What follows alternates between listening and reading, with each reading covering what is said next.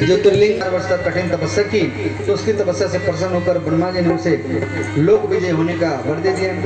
अब तो वह राक्षस ब्रह्मा जी के उस वर को प्रभाव से सारे प्राणियों को प्रीत करने लगा। उसने देवलोक पर आक्रमण करके इंद्र आदि सारे देवताओं को वहां से बाहर निकाल दिया। पूरे देवलोक पर अब भीम का अधिकार हो गया। इसके बाद उसने भगवान श्री हरि को भी युद्ध में प्राप्त किया। भगवान हरि को भी युद्ध में प्राप्त किया। ये कौन था? तो कुंभकर्ण का बेटा था। उसके बाद में पराजित करने के पश्चात उसने कामरूप के परम शिव भक्त राजा सुदक्षिण पर आक्रमण करके उन्हें मंत्रियों अनुजनों सहित बंदी बना लिया। और इस प्रकार धीरे धीरे उसने सारे लोगों पर अपना अधिकार जमा लिया। उसके अत्याचार से वेदों, पुराणों, शास्त्रों और स्मृतियों का सर्वत्र एकदम लोप हो गया। वह किसी को भी धार्मिक कृत्य नहीं करने देता था। इस प्रकार यज्ञ, दान, तप, स्वाध्याय आदि के सारे काम एकदम रुक गए। तो भीम के अत्याचार की भीषणता से घबरा कर ऋषि मुनि और देवगण भगवान शिव के शरण में गए और उसने अपना अन्य सारे प्राणियों का दुख कहा। तो उनकी प्रार्थना सुनकर भगवान शिव ने कहा, मैं शीघ्र ही उस अत्याचारी राक्षस का संहार करूंगा। उसने मेरे प्रिय भक्त कामरूप नरेश सुदक्षिण को भी शिव को सहित बंदी बना लिया है। वह अत्याचारी असुर और अधिक जीवित रहने का अधिकारी नहीं रह गया। तो भगवान शिव से यह आश्वासन प्राप्त पाकर ऋषि मुनि और देवगण अपने अपने स्थान को वापस लौट गए। तो इधर राक्षस भीम के बंदी गृह में पड़े हुए राजा सुदक्षिण ने भगवान शिव का ध्यान किया। अपने सामने पार्थिव शिवलिंग रखकर अर्चना कर रहे थे।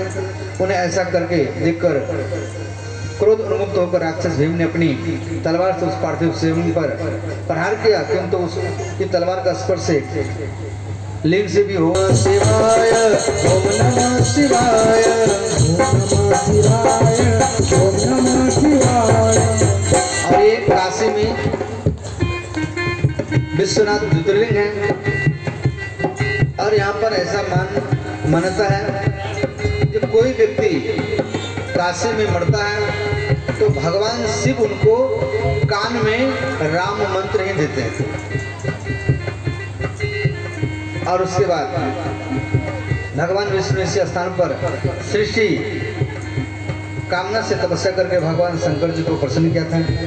अगस्त्य मुनि ने भी इसी स्थान पर अपनी तपस्या द्वारा भगवान शिव को संतुष्ट किया था। और इस पवित्र नगरी की महिमा ऐसी है, यहाँ जो भी प्राणी अपने प्राण त्याग करता है उसे मोक्ष की प्राप्ति होती है। और भगवान शंकर उसके कान में तारक मंत्र देते हैं। ये तारक मंत्र क्या है? ये राम का ही मंत्र है। उसके बाद में त्र्यंबकेश्वर ज्योतिर्लिंग, त्र्यंबकनाथ ओम नमः शिवाय।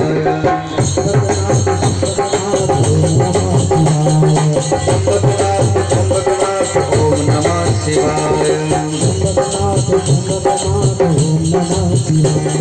और ये त्र्यंबकनाथ ज्योतिर्लिंग नासिक, ये नासिक कहाँ पड़ता है? जहाँ पर लक्ष्मण जी सुपनखा का नाक काटे थे उसको नासिक कहा जाता है। और ये मुंबई के पास है, महाराष्ट्र मुंबई के पास, पुणे जिला में स्थित है। और उसके बाद वहाँ से 30 किलोमीटर दूर पर पश्चिम स्थित है। और इस ज्योतिर्लिंग का स्थापना के विषय शिव पुराण में ये कथा वर्णित है। एक बार महर्षि गौतम के तपोवन में रहने वाले ब्राह्मणों की पत्नियां किस बात पर उनकी पत्नी अहिल्या से नाराज हो गई। उन्होंने अपने पत्नियों को ऋषि गौतम का अपकार करने के लिए प्रेरित किया। तो उन ब्राह्मणों के निमित्त भगवान श्री गणेश जी की आराधना की। तो उनकी आराधना से प्रसन्न होकर गणेश जी ने प्रकट होकर उन्हें वर मांगने को कहा।